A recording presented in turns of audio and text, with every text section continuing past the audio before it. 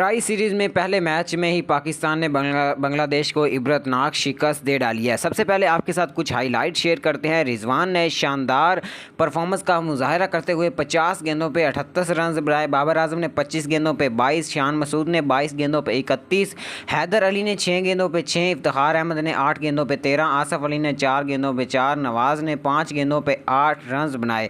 इसके साथ ही हम चलते हैं जी बॉलिंग लाइन की तरफ। पाकिस्तान की बॉलिंग लाइन जो है वो भी आज बहुत अच्छी सी। शाहनवाज जहानी ने 1 विकेट हासिल की, जबकि 24 रन उनको लगे 4 ओवर में। मोहम्मद वसीम जूनियर ने बहुत अच्छी बॉलिंग की, उन्होंने 3 विकेटें हासिल की, 24 रन लगे 4 ओवर में। हारिस रऊफ को 34 रन लगे, मोहम्मद नवाज़ को 25 रन लगे, शादाब खान को 30 रन लगे। शादाब खान ने 1 विकेट हासिल की, मोहम्मद नवाज़ ने 2 विकेटें हासिल की, हारिस रऊफ ने 1 विकेट हासिल की, मोहम्मद वसीम जूनियर ने 3 विकेटें हासिल की और शाहनवाज जहानी ने 1 विकेट हासिल की। शानदार बैटिंग की है आज पाकिस्तान टीम ने और शानदार बॉलिंग की है और पहले मैच में बांग्लादेश को इबरतनाक शिकस्त दे डाली है।